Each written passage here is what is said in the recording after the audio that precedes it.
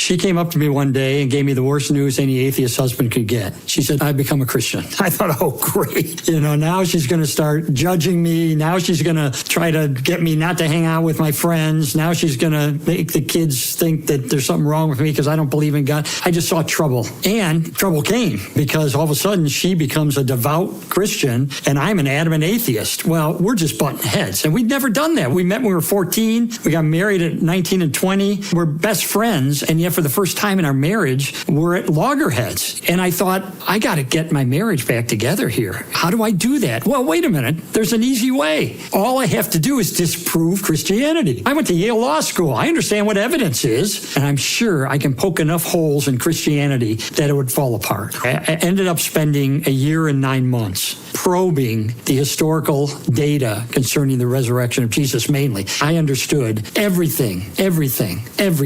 depends on whether Jesus returned from the dead or not. He claimed he was the Son of God. He says, I and the Father are one. And the word in Greek there for one is not masculine, it's neuter, which means Jesus was not saying I and the Father are the same person. He was saying I and the Father are the same thing. We're one in nature. We're one in essence. So I just began researching history. But as I began to investigate the resurrection, I was stunned because I did not expect there to be any historical validity to the fact that Jesus died on a cross and rose from the dead. How do we know it's true? 4 words that begin with the letter E. Execution. Jesus was dead after being crucified. I thought maybe he survived. No, we have no record anywhere of anyone surviving a full Roman crucifixion. The second E stands for early reports that he rose from the dead. In other words, reports that didn't come after decades of legendary development, but go right back to the cross itself within months of his death. Third E is empty tomb. How do we know? Because we know from history, sources inside and outside the Bible,